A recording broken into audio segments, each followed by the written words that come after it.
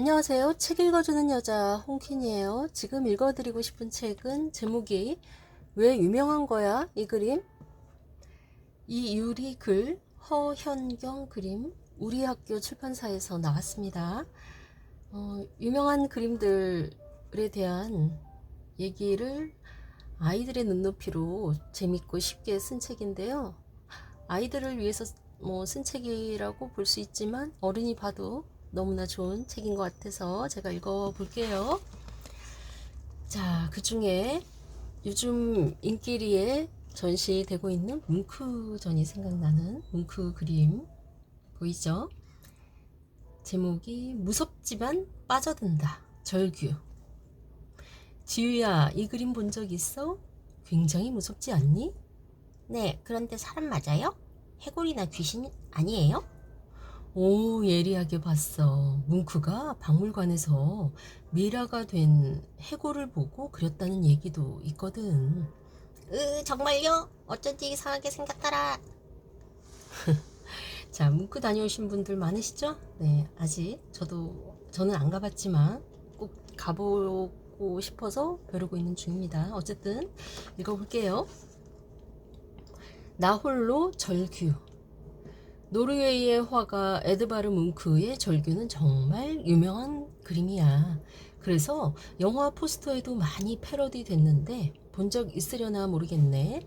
예전에 전 세계에서 흥행했던 영화 나 홀로 집에와 스크림의 포스터가 바로 뭉크의 절규에 영향을 받아 만들어졌어. 나홀로 집에는 집에 혼자 있는데 도둑들을 맞이한 아이의 절박한 상황을 담은 영화이고, 스크림은 스릴러 영화야. 어때? 뭉크의 그림 절규가 가지고 있는 분위기를 잘 잡은 것 같니? 그런데 사람 같아 보이지도 않은 인물이 비명을 지르는 이 그림이 뭐가 좋다고 영화 포스터에 패러디 될 정도로 인기 있는 걸까? 그건 사람들이 절규 속 인물의 감정에 공감했기 때문이야. 뭉크가 절규를 그렸을 때는 1893년, 7년만 지나면 1900년대가 오는 시기였어.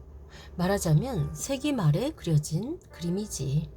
사실 1899년에서 1900년이 될 때 숫자만 바뀔 뿐 우리 생활에 크게 변한다거나 하는 것은 없잖아? 너가 태어나기 전인 1999년 12월 31일에서 2000년 1월 1일이 될 때도 갑자기 하늘이 무너진다거나 땅이 솟았다거나 그런 일은 없었거든. 하지만 사람들 마음은 그렇지 않나 봐. 연도 앞 두 자리 숫자가 변하니까 괜스레 불안해지고 지구가 멸망할 거라는 이야기도 떠돌았어. 엎친 데 덮친 격으로 뭉크가 살았던 시대는 사회적으로 큰 변화가 있었던 시기였어. 산업혁명으로 인해 사람들의 생활이 급격하게 발달하고 변하던 때였지.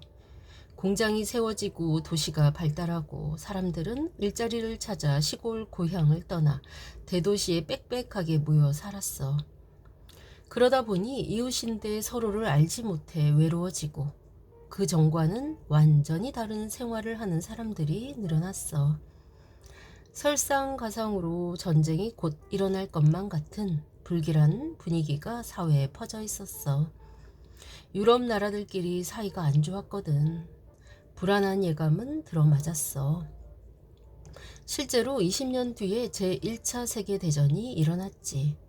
이런 사회 분위기 속에서 살다 보니 얼마나 불안했겠니. 그런데 뭉크가 그런 마음을 정확하게 담아낸 작품, 절규를 그린 거야. 당시 사람들 눈엔 정말 놀랍고 신기했겠지? 자기 마음을 그대로 표현했으니까. 불안정한 선, 숨이 막히는 듯한 강렬한 색채로 죽음의 공포를 표현한 작품은 그 당시 흔하지 않았어. 뭉크가 활동할 당시엔 인상파 그림이 대세였거든. 인상파 그림은 빛에 따라 바뀌는 색채에서 순간적으로 느껴지는 인상을 포착해 그린 작품이야. 아까 이야기해준 모네 기억나지? 프랑스의 유명한 화가 오기스트 르누아르도 인상파 화가야. 뭉크의 절규가 나오기 불과 2년 전에 완성된 르누아르의 작품 책 읽는 두 소녀를 볼까? 두 소녀가 책을 읽으며 대화하고 있는데 한눈에 봐도 실내는 아닌 것 같아. 햇빛이 두 소녀의 머리칼과 드레스에 떨어지며 반짝이고 있어. 르누아르는 자신이 순간적으로 포착한 이 평화로운 장면을 눈에 보이는 그대로 그려냈지. 하지만 뭉크는 그림이란 자신의 눈으로 본 것을 사람들의 눈에 전달하는 게 아니라 자신이 마음으로 느낀 것을 상대방의 마음에 전달하는 수단이라고 생각했어.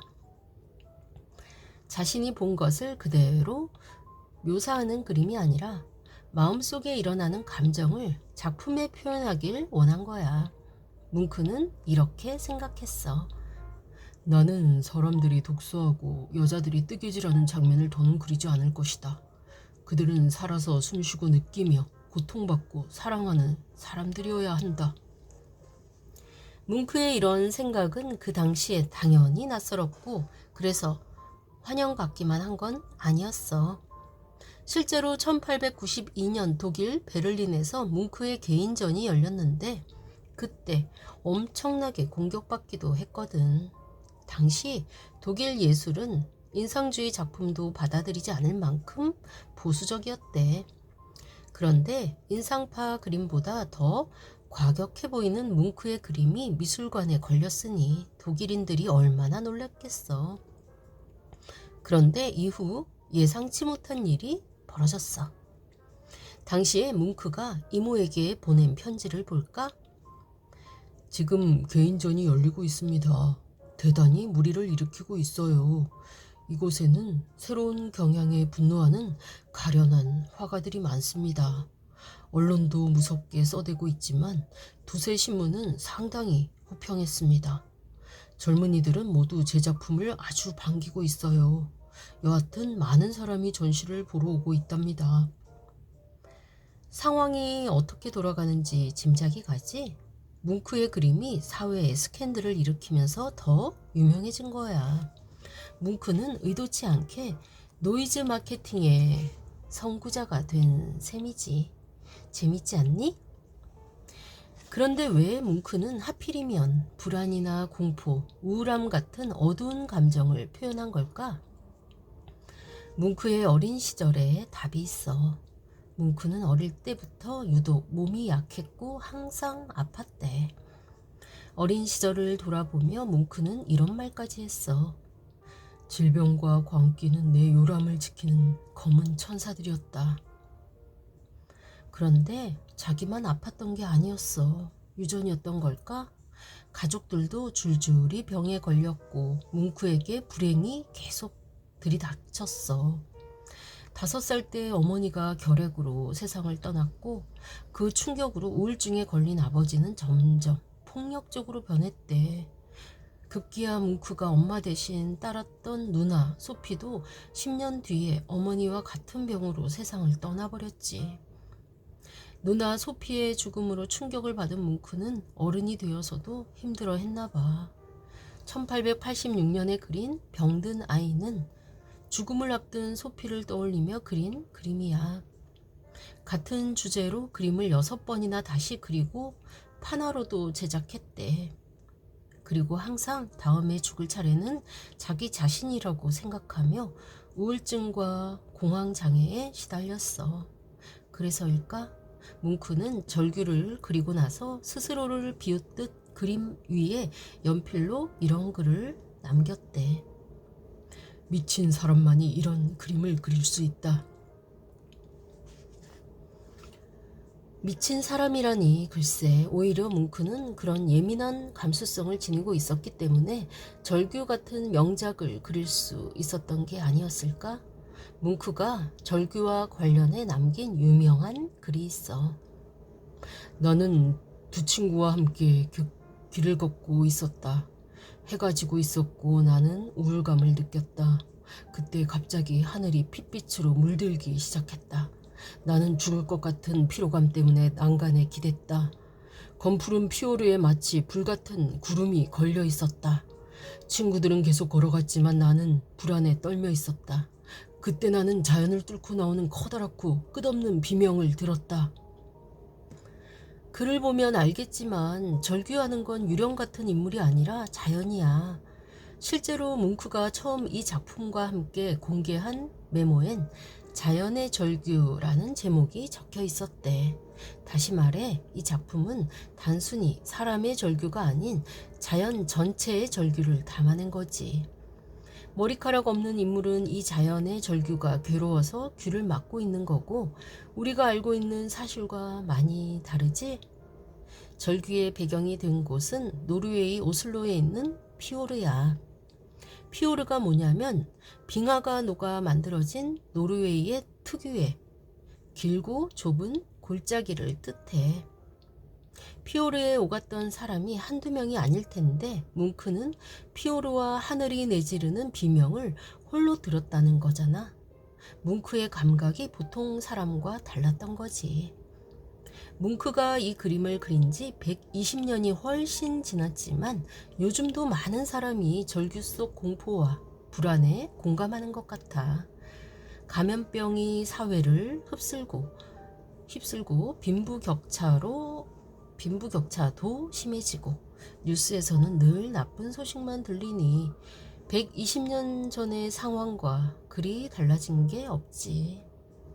마음이 힘들고 괴로울 땐 낭만적인 붉은 노을마저 하늘이 뒤틀리는 것처럼 보이잖아. 그래서 뭉크의 절규가 계속 우리의 눈길을 끄는 게 아닐까? 네, 여기까지 읽을게요. 절규에 관한 글 어떠셨나요? 좋죠? 그냥 그림을 봤을 때랑 또 이렇게 글을 들으니까 더 뭐랄까 공감 가고 또 새롭게 보이는 부분도 있고 그렇게 느껴지네요. 여러분도 그러신가요? 네, 뭉크 전시회 당장 가보고 싶어지네요. 네, 여러분도 뭉크 전시회 다녀오신 분들은 또 작품을 생각하며 잘 들으셨을 테고 저처럼 안 가보신 분들은 가야겠다는 생각이 또 드실 것 같아요. 네, 뭉크 외에도 유명한 작품들이 여기 많이 소개되어 있고 설명도 너무 재밌고 쉬워서 귀에 쏙쏙 들어오네요. 이 책 왜 유명한 거야 이 그림 꼭 한번 읽어보시고 또 아이들에게 선물해도 참 좋을 것 같아요. 지금까지 좋은 책 소개하는 여자 홍퀸이었습니다. 감사합니다.